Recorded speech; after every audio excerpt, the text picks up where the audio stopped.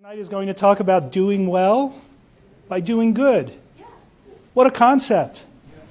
I can tell you, like my students, we talk about this a lot, that it's not enough to do well.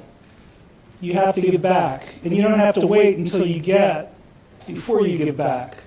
That it's everyone's responsibility to make the world a better place. And that it shouldn't be an afterthought. So we're very pleased tonight to have an authority on that topic. And I'm really excited to hear what Andy has to tell us. Andy Lower. I'm on the mic, yeah. I'll turn it off. Great, well, good evening. Good to see you all here. I'm not sure I would consider myself in any way to be an authority, but I am going to be here to share some of my experiences and some of the things that I've been learning in the last 15 years of work in the impact investing space. As a fund manager and as a qualified barrister, I should just give my legal disclaimer at the beginning that I'm not here soliciting funds, and I'm not offering any products and services, and I'm here for educational purposes. And I'm here to be sharing my strong belief that you can do well by doing good. Firstly, because it's the morally right thing to do. Secondly, because the data supports it. And thirdly, because it's the way of the future. So I'm going to unpack some of my stories. I'm going to be just talking like this. There's not going to be a flashy deck or anything else. And then hopefully we can have an interactive conversation. I'm not quite sure on how interactive this group normally is. But hopefully tonight we can get some energy in the room and everyone can be interactive at the end of it. Does that sound good? So, summer of 1985. Some of you who are older than me will recall, or my age and older, should I say, will recall the Great Live Aid mission. And the mission of Live Aid was to have an impact on the massive man-made famine that affected over 2 million people in Ethiopia. And being a 6-year-old British boy, as I was at the time, I was nervous when I saw the news and the famine was spreading north in Ethiopia that it would come and affect us in the UK. And so as a young lad, I strong-armed my middle-class, upper-class accountant father and my preschool teaching mother to do our bit to solve the problem of this famine in Africa. And I organised a bring-and-buy sale, a bake sale, and we managed to raise our $400 or whatever it was to send over to have an impact on Africa. And that was the start of my desire and my calling and my role of being involved in the fight to eradicate extreme poverty. When I was 18, I was fortunate enough to go on an aeroplane for the first time, so I didn't grow up travelling to lots of fair, fun places. But when I was 18, I was able to go and live in Central America. And it was the first thing I wanted to do when I graduated high school was to get out of the Western developed world and go and spend some time on the ground in the developing world working with people that were trapped in extreme poverty. And I spent a year in Central America working with NGOs, trying to find ways to help kids to get an education. And I turned my back on the privilege that I'd been given. I didn't want to go to college. I didn't want to do the white, middle-class, upper-class, male treadmill trajectory. And then when I was working with these kids in the slums of Central America, I realized that it would be one of the most insulting things to do for these kids who would give everything they had to have the opportunity that I'd been blessed with. So I went back and did my education, and then got my law degree, and then met the love of my life. I got a Master's in International Development, and she brought me over to the US some 14, 15 years ago. So I am all in on the fight to eradicate extreme poverty, and I feel that that's a major part of calling in my life.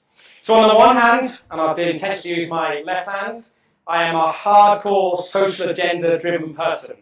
I believe that it's critically important that we work alongside marginalised people. We find ways to work with all of us in society to make society better and to find ways to break generational cycles of the trap of extreme poverty so that more people have more choice and more opportunity.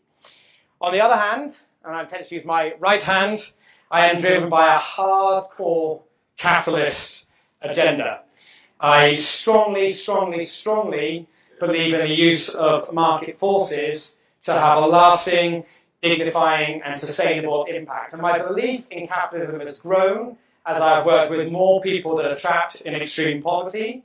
And my belief in the importance of capitalism to provide a dignified way for people to be free from the cycle of extreme poverty has grown as I've been fortunate enough to travel all across the developing world to see people in different stages of poverty in the 60 countries plus that I've been to.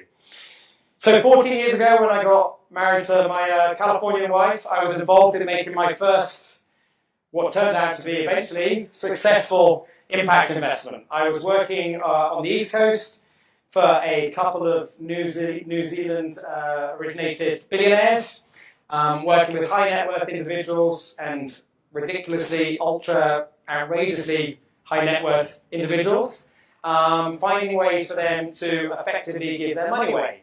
And I worked with a certain individual who is a household name, and we decided that we wouldn't give the money away, we'd find a way to invest that capital in one of these deals. And 15 years ago that was a bit innovative and quite pioneering. It still is for some today, as we'll discuss a little bit more. Anyway, the deal worked out really well. It was a revenue share deal. Thousands of rural farmers in Latin America were able to be empowered because of the use of this capital, and then it was given on terms that were advantageous for the farmers. It was taking on the risk that lots of the traditional lending facilities were not prepared to embrace. And as a result, crops were grown in an environmentally friendly manner for the long-term sustainability of the planet. The kids of the farmers were able to go to school.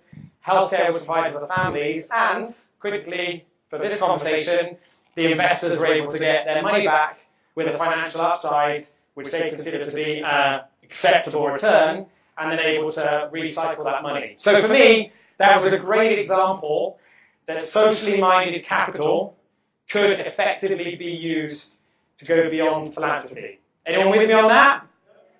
We're all with me? Anyone in disagreement so far? No, well then we're done. No, I'm joking. Great. So that was 15 years ago. Thankfully, the impact investing sector has progressed massively since then. However, the numbers that are involved in the impact investing space, in my opinion, are still pathetically small. I think one is the obvious reason that there's been a lack of track record. Seasoned investors want to be able to see, looking backwards, where they can see where their money is going to be going forward. So there's a lack of track record, and I would dispute some of the conversations that there currently are in the impact investing space about what market rate return is. I think it's an interesting conversation to discuss what market rate is, but I also think it's interesting in the impact investing space when people are trying to be apples to apples, when, in my view, we're not even apples to oranges. This is a whole different way of actually thinking about how we can use capital, and I think that's a generational mindset that's shifting over time. But one of the main reasons is a lack of track record, and the second is the often disconnect with the ingrained mentality that you make your money with the one hand, and you make as much of it as you can, you grab as much of it as you can, and you get it as quickly as you can, and then you give it away with the other hand. So 10 years ago, I was just started running a foundation in Santa Barbara, which is where I was living just up the road, a foundation called the ADAP Foundation. I was their first full-time executive director. And they had been following this traditional model. They had the 95% of the endowment that was in the markets, wheeling and dealing, trying to make as much as they could, some sort of screening. They were probably a little bit do-goodery. We didn't do tobacco, we didn't do alcohol maybe, but we weren't quite sure. But we were trying to do the right thing, but that was as deep as it got. And then the other 5% was being given away. And we had this fascinating conversation that drove me nuts at the time, over a couple of months. But as I look back in hindsight, it was one of the most brilliant examples of the conversation that I think is taking place still in the space. After I'd been there a year, we were looking at a pioneering startup business working to provide rural healthcare in India. And the opportunity at the table was to invest $50,000 on a single-digit interest note. And it was a convertible note that would then convert into equity, or we would have the option to get our single-digit investment return back as debt. And we had all of the wise men, there was a couple of women, but it was majority men in the room, giving their opinions on how you do good investments and knowing about what market rates were, and they were on the board of the foundation, having been indoctrinated in traditional foundation ways of thinking. And they said, this is a crazy investment. Why would we put $50,000 at risk? Like, this is just crazy. The upside is going to be single-digit returns. This is crazy. And I argue, well, this is actually not that crazy. I tried to mitigate some of the risks, and I got lots of interesting and condescending pointers about how I didn't know what risk was, and we all know, and blah, blah, blah. And so I said, okay, how about we forget this as an investment? Just forget it. Take it off the table. And it took me an hour and a half to get to that point of being humble enough maybe to take it off the table. I said, why don't we just give them the money? Just give them the money, 50,000, you know, they're impacting, hoping to impact thousands of lives. Let's just give them the money, and then, you know, we give them the money, which is what we're meant to be doing as a foundation. And as we were over, we all said, yeah, that's much better. And I said, do you realize what we have just said as a conversation? You're not prepared to invest that same $50,000 to have the potential upside because we might lose the investment, but you're totally happy to have 100% guaranteed loss by giving it away as a grant. Anyway, it was an interesting conversation that then we managed to progress over the next few years. On a regular basis, I was having contentious conversations, interesting conversations. We set up a bunch of special purpose LLCs, subsidiaries, that were run under the umbrella of the non-profit foundation, and that allowed opportunities for socially minded investors to be taking on these risks, totally disclosed, totally open about how challenging these deals were, but for them to be able to come in early so that some of the risks were mitigated by being able to get financial upsides, as well as coming in on these companies that were having pioneering impacts. So I was doing that for 5 years, and then it became time for me to move on, which is another story we can talk about another day. As an entrepreneur, we've all got these interesting stories that we've gone through. And I decided to set up my own business. So 5 years ago, I decided that I was all in on the extreme poverty. I'd been working with high net worth individuals. I had a group of investors. We had 50 odd investors I'd been working with at the foundation.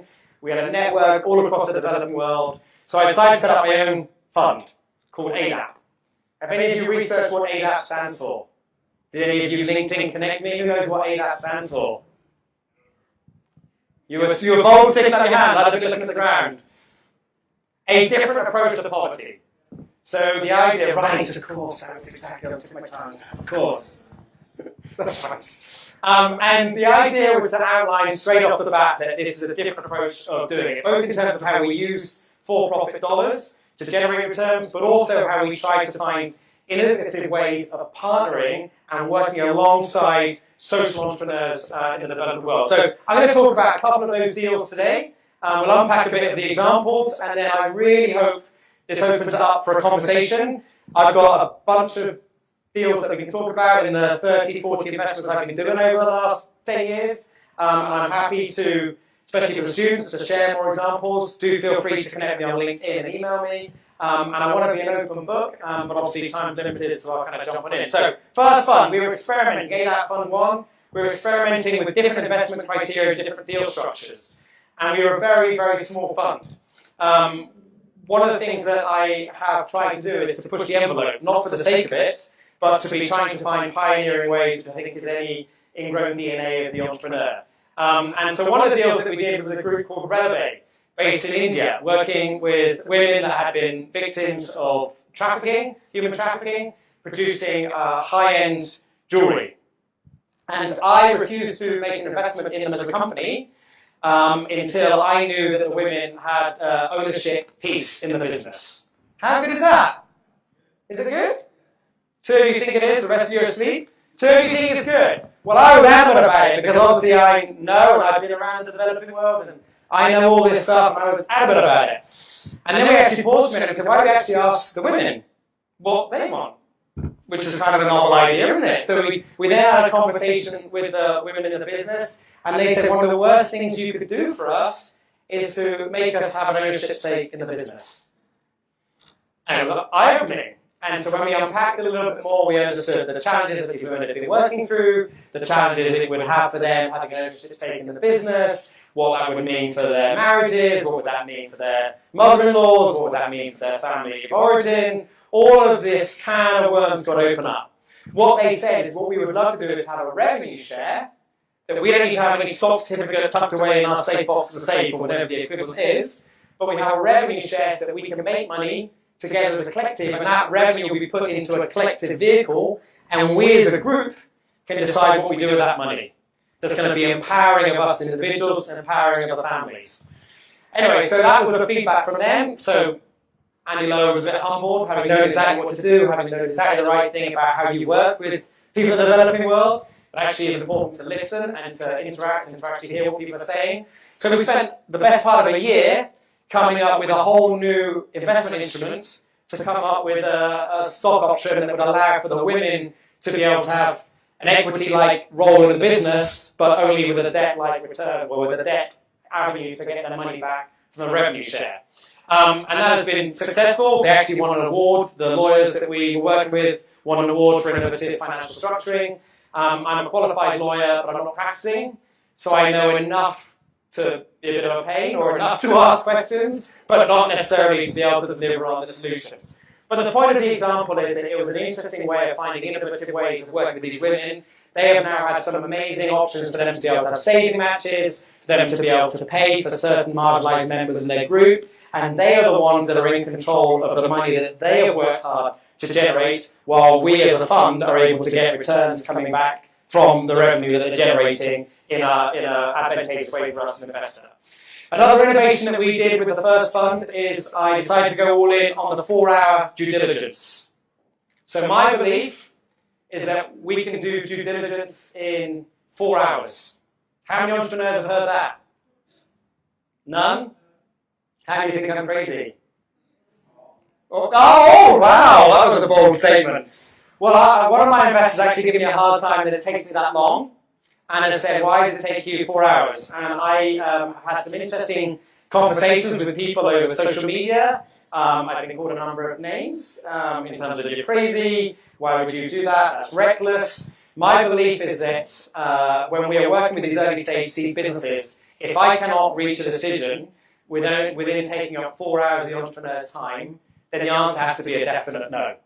And if it takes me more than 4 hours to feel comfortable and to feel that I can actually know that I can make the investments, then this is never ever going to be a good deal.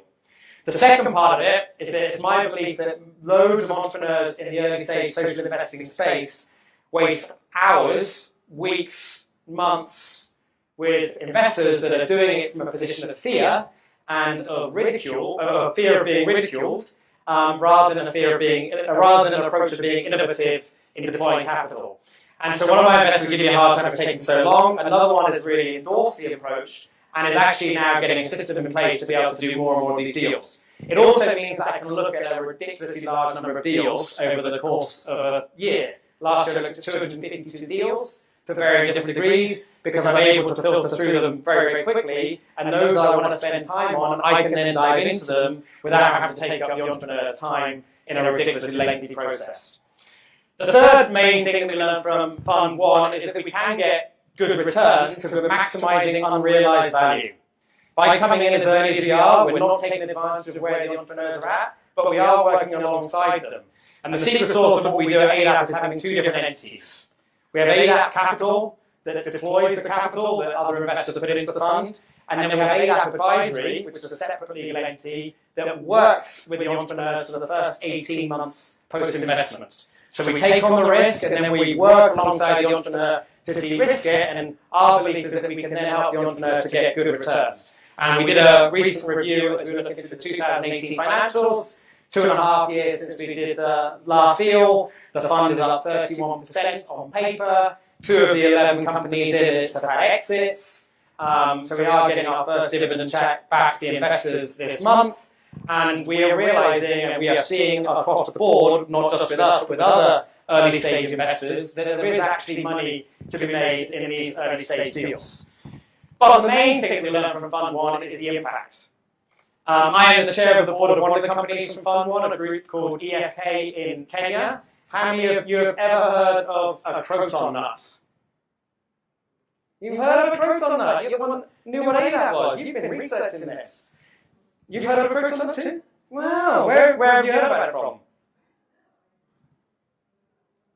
So croton nuts are indigenous to 9 countries, I believe it is, in Africa. Has a similar value across most of Africa like an acorn would here.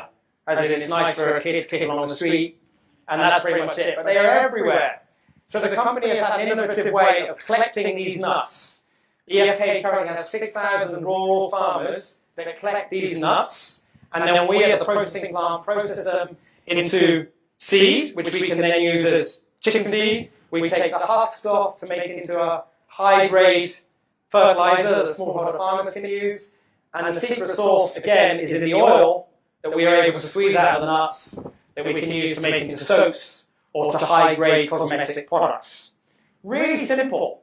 Really, really simple. And yet we're impacting 6,000 farmers. They've just closed a second round of financing. They've got a few million in the bank now. And we're looking to really get to massive scale. The big question that we're having at the board level is, do we look to acquire plantations? How do we look to find more trees to be able to get a better source of quality of nuts? And continuing to work with the 6,000 rural farmers. And a large part of that has come by investors being willing to take these risks by coming along with these innovative, pioneering approaches. So, that's Fund 1.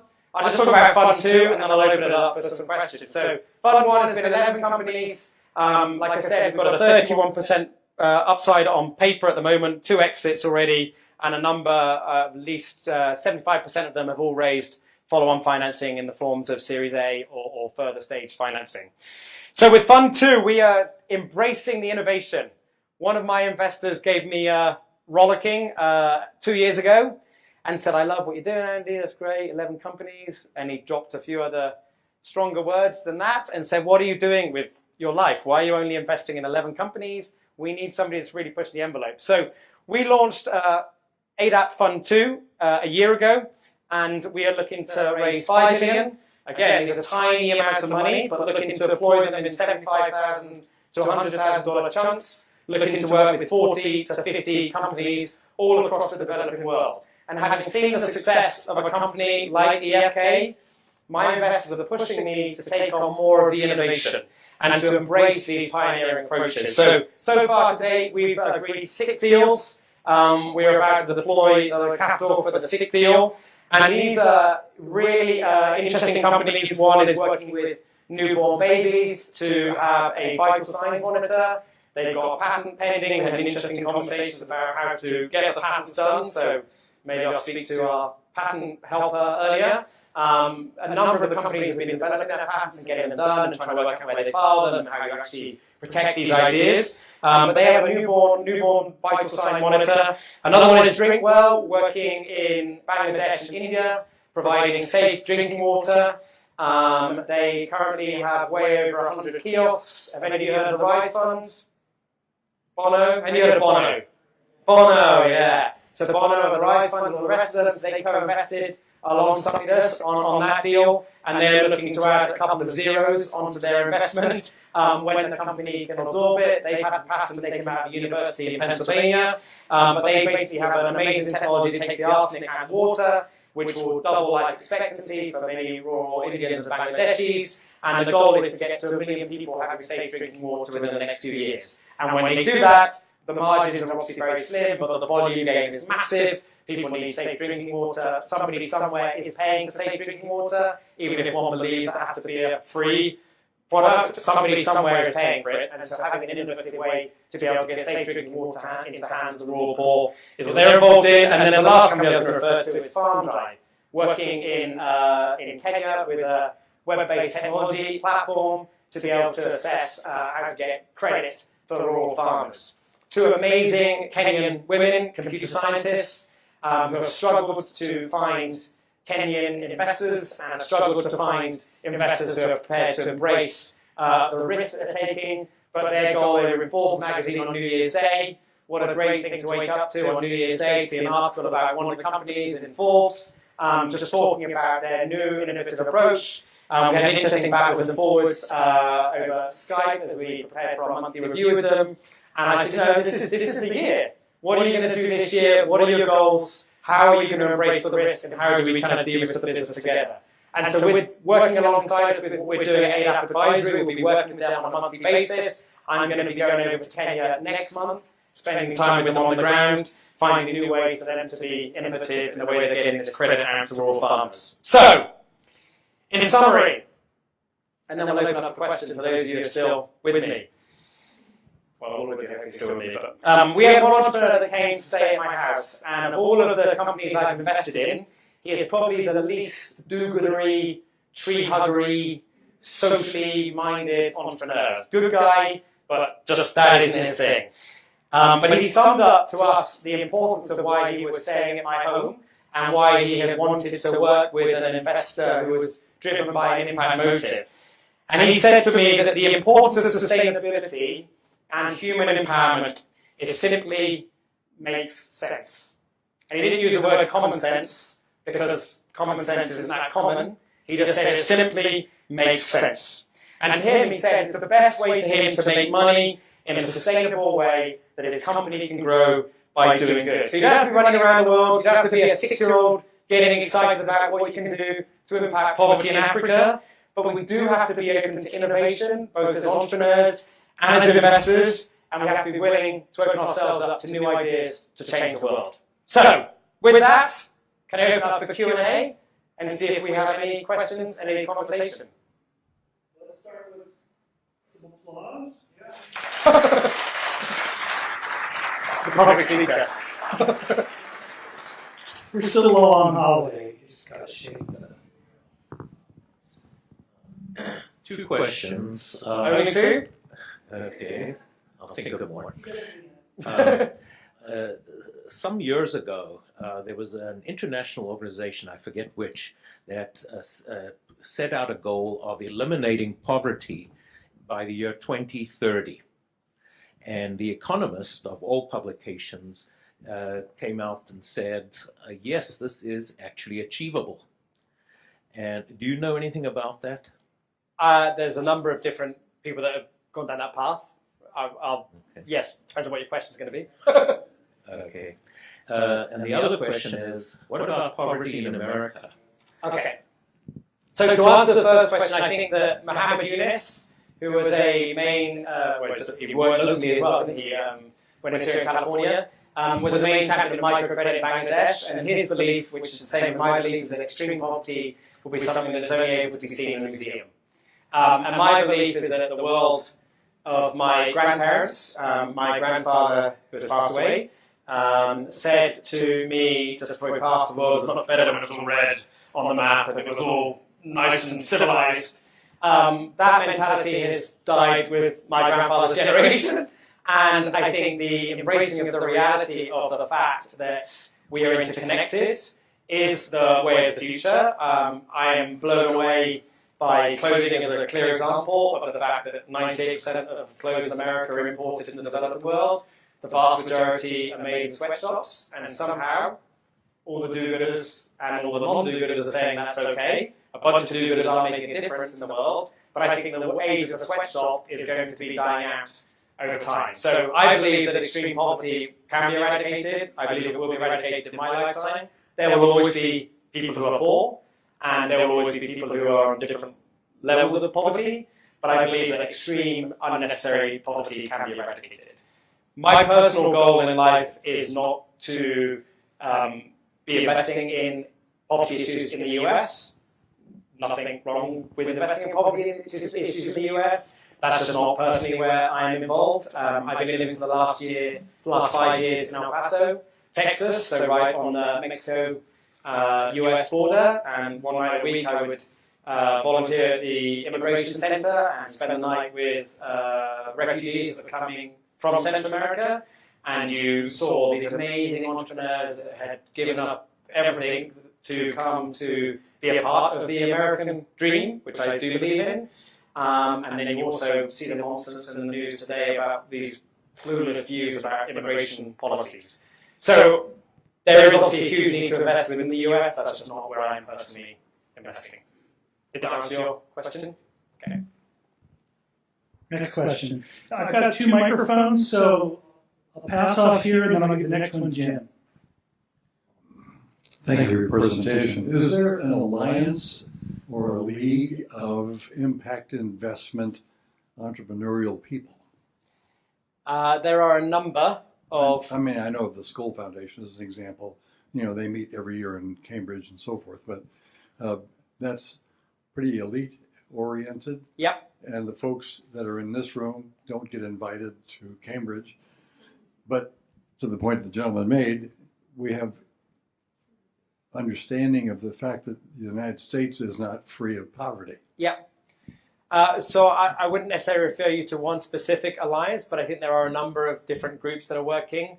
Skoll is obviously one example, working with Jeff and his friends, Jeff Skoll and those kind of people. I think there are a number of people that we have worked with. So I work with incubators and accelerators. I was saying to Mike how when I came here 6 years ago, Hub 101 wasn't part of this consortium of people here. And so I think that there are a number of these different groups that are bubbling away. I think it all depends on the specific areas. When I was talking about the refugees I was working in, which was a non-profit, there are a number of different non-profit alliances that are working together to deal with border issues. So I think there are a number bubbling up. I'm going to go to a conference in Kenya. There will be a SANCAL conference, which is the 6th year of running the SANCAL conference, and there'll be a bunch of social entrepreneurs working in Africa. So if you're doing a coffee shop in Malawi, you might want to be there. And they're trying to find different ways to be able to work with social entrepreneurs across Africa. So there are a number of them that are bubbling up. I think somebody looked at the number of accelerators that were working in the developing world, and it was in the multiple hundreds of credible ones that they have found. So I don't know, again, if that answers your question. Are you familiar with Dr. Peter Meissen of the Global Energy Network Institute in San Diego? I don't believe I am, and I don't want to get caught lying. I would be happy to introduce you. Well, Buckminster Fuller. He knows me, and I know him well. He's continuing the work of Buckminster Fuller, Okay. and Fuller developed the concept of the global energy grid, proving in his research that any community that had access to reliable electricity, poverty would drop, crime would drop, all kinds of things would drop precipitously. Yep. And the problem was people in one country had light and the next country was dark. And so their goal over all these years has been to connect energy grids across geographic spaces and across political boundaries. And they have done a masterful job over the last 20 years of connecting most of the world. And they just reached the point, or we all just reached the point recently, where more than 51% of the world now has access to reliable, sustainable energy. And he would be very interested in what you're doing. Yeah. And I know you'd be fascinated by what he's doing. And he's well connected at the United Nations level and Great. throughout. So I'm happy to facilitate That would be a great connection. Our sixth investment that we're trying to close on for Fund 2 is working in Nigeria, working with kind of the equivalent of a Nest thermostat thermometer that allows to go off-grid and on-grid depending on where there is reliable power, which is great for high net worth Nigerians who want to be having energy for the house. It's also great for small microgrid communities where the factory is going to go off for a few hours a day when the grid is unreliable. How do you make that automatic switch so you don't lose productivity? And that kind of tiny little innovation has a massive impact across a huge continent. So, we're looking for those kind of it's a different way of looking at it, different approaches. So that would be a great connection. Thank you. Next question.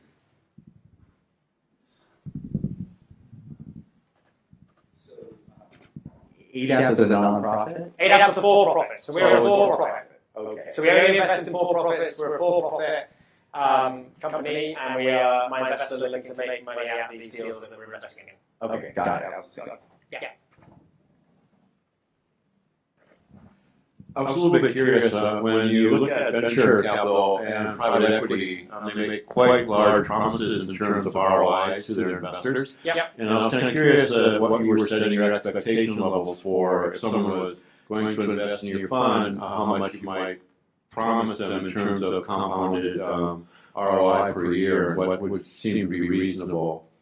Great questions. I had same conversation with a potential investor on Monday. Who was asking me what the investment number was. I referred him to the PPM, which is a standard investment document that we produce for the fund as a standard for-profit fund. And I said, you won't find a projected return number in it. I said, I can make one up if you want, and I can give you a number, but you and I both know that I'm making it up, and there's going to be problems further down the line when we do or don't hit that number. What I did say to him is that I do believe, and I think there is a track record of showing that there is money to be made in these innovative businesses. And I also think that the key thing is liquidity and how you get your money back and how you get your money back, which is where the ecosystem needs to kind of be expanded and the networks need to be grown. And I did also say by us coming in as early as we do, that's why we made such good returns on paper so far from Fund 1, because we're coming in early, getting good discount rates in the convertible notes, being able to then work with the entrepreneurs. So I deliberately don't promise a number. In 5 years' time, when Fund 1 is fully liquidated, we'll be able to talk about how successful or not it was. But that's why I say that 31% is the number that we're working off at the moment in the last 2.5 years. Did I answer your question by not answering it? Next question. We done already? Whenever we do. Did you have your hand raised too? I'll bring up Mike. Okay, perfect. Okay, so question I had, just general advice or best practice for someone who wants to start a social enterprise. What would that be? Like maybe like one to three tips. 1 to 3 tips. I think that's a great question. So one of the things that we have developed, I have a partner who is the former CFO at water.org, who's based in San Francisco, and he loves spreadsheets and all that kind of boring stuff, which is obviously helpful when you're a fund manager. And he and I have been working on kind of our curriculum that we've been working with these entrepreneurs. For those 11 companies in Fund 1, 8 of them have been to stay at my home, and I deliberately get to come at my home. My job, when they come to stay at my home, is to have honest conversations about what their main motivators are, what is it that drives them, and how do they find their gut. I don't know anything really about off-grid energy in Nigeria. I don't know anything about nut collecting in Africa. But I do know how I've seen lots of entrepreneurs over the last 15 years make their decisions and how they can embed impact into their decision-making process. So most of my time with entrepreneurs is spent asking them, how are you making decisions, how are you finding your guiding star, your inner core of what you're trying to do, and how are you learning lessons from when you made mistakes or you've had to change and pivot direction. So I think the first thing would be, how do you find your gut as an entrepreneur? Second would be how you embrace pivots. The one thing I know when I get a business model in my 4-hour business process is that's going to be nothing like the business. Right. So the question is, how are they going to embrace their pivots and how are they going to navigate through that?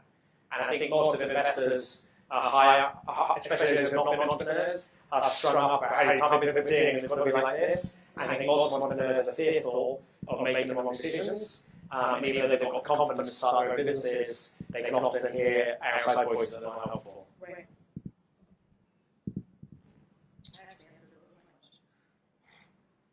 I don't know if other investors would agree or if I've got alarm bells ringing in this. I was wondering if you were familiar with the effective altruism movement, I would say, and if any of those parameters that they've kind of started to discover or help you make educated decisions about who you might want to help in these developing countries.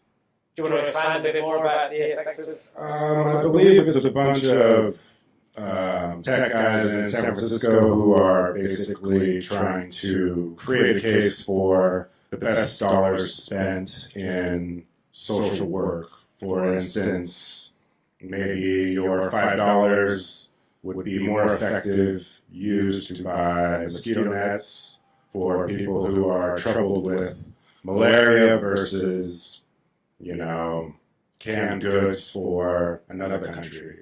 But basically, it's the beginning of the scaffolding for where your dollars are going to be the most effective. So I've not heard of that group specifically.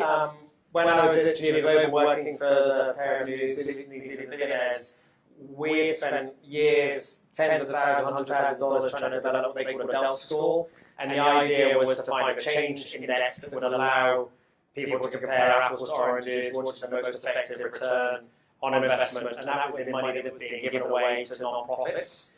One of the things that I tried to do with ADAP in different approaches to find companies that are embedding impact. So the Croton nut collecting company, they work with 6,000 farmers.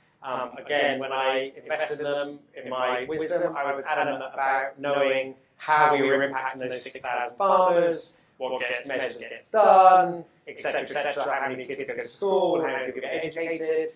And as I have evolved over the last 5 years in my thinking, I'm realizing more and more that it's about getting cash into the hands of the rural poor and then providing nudges and indicators for them to be able to use that wisely, however they consider that to be used. And so my views of measuring impact have evolved and changed quite a bit in terms of it's about empowering people to have choices more than telling people what choices they do or don't need to have. So again, I'm not sure if that fully answers your question, but I think there's a whole complexity of poverty that lots of investors especially want to simplify because we want the numbers on the spreadsheet, want to feel good about what we're doing and dealing with the ambiguity of what are those 6,000 farmers doing with extra cash.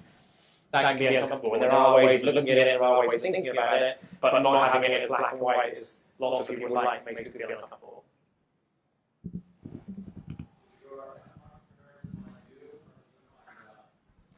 I'll repeat the question real quick. Do your entrepreneurs find you, or do you find them for our viewing public? Good question. So it's a mixture.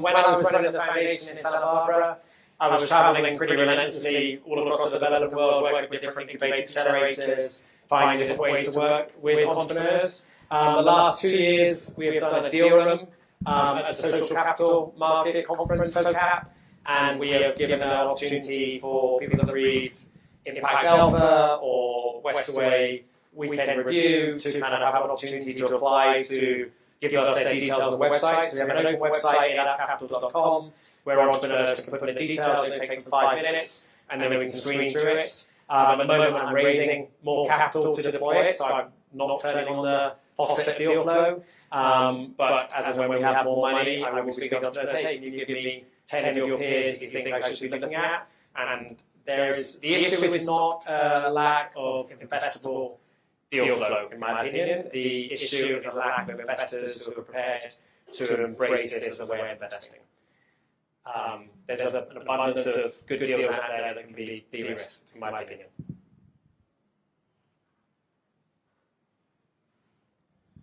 Can you comment on your experience with academia? You know, this university is very forward-thinking and I'd say progressive in dealing with, you know, identifying speakers like yourself and concepts that you bring to us. But across this country, are you finding a receptive academic or university environment?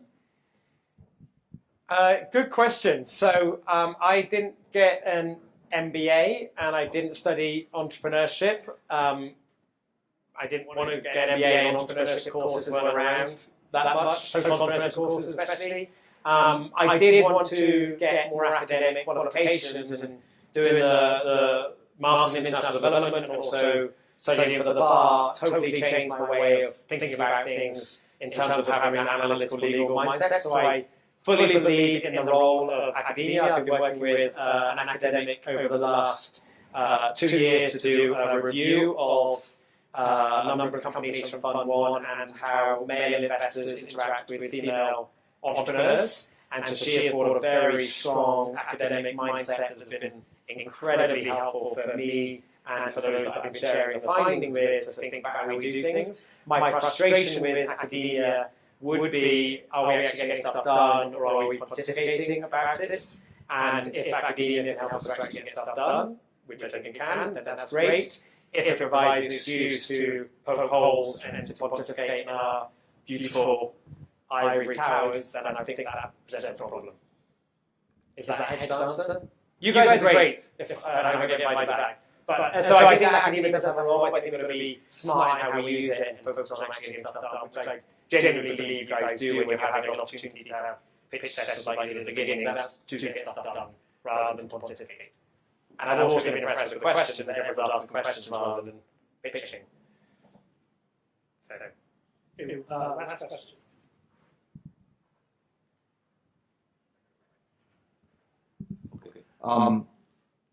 I understand that, you know, like you've been traveling around all over the world and you have the opportunity of understanding, you know, the different part of the world, people from interacting with them. in the past. But now you have this fund, and you have people looking for funding, and you will be able to talk to them and get a lot of their information in terms of understanding the people in the different parts of the world, their cultures and their problems and all of that.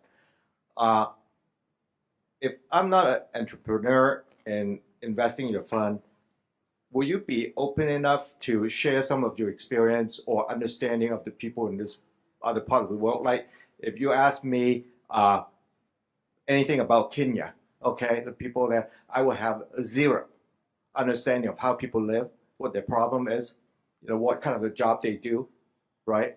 You probably know a lot because of what you do. Is there any way of sharing that kind of information with you so that we can lead ourselves into doing, maybe something, similar to what you're doing? Yeah, good question. I think there are groups that are sharing it and allow people an opportunity to get involved in it. I think Kiva, as an example, I recently redeployed a couple of $25 investments that my son has helped me to put into a couple of different businesses through Kiva. So my son is able to figure out what he's doing with his $25. And obviously the volume gain that Kiva have means that they've got multi-millions that turn over each year.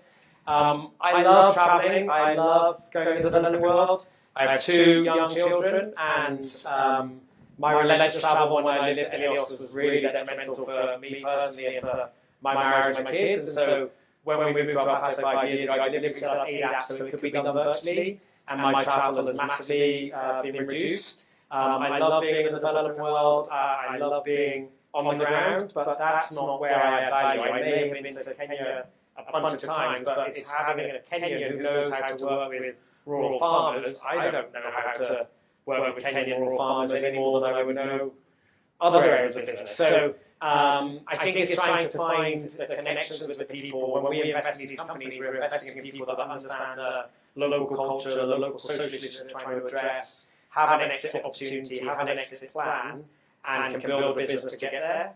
And while I'd love to be spending all my time traveling, that's not where I would add most value for them. Helping them to find their gut, helping them to handle their relationship with the investors, helping them to agree their key performance indicators and milestones. That's where I can add value, and that can be done virtually. So we deliberately set up virtually, but there is a number of networks that would be able to connect you with other culturally specifics, and if I can help personally, I have an opinion, but it's one opinion. Okay, let's give Andy a proper colleague and thank you. This is a token of our appreciation to take with you when you do travel. Thank you very much. That was fascinating.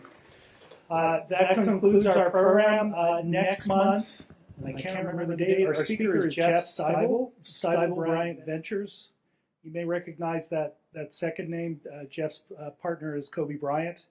No, he's not coming with Jeff. Jeff's got to have the most self-confidence in the world. But Jeff's going to talk about what Steibel Bryant is up to. If you haven't seen him speak before, he's a really interesting speaker. I would encourage you to sign up as soon as you get the email, because we expect the room to be full of people expecting to see Kobe. Thanks again, and we'll see you at the upcoming event.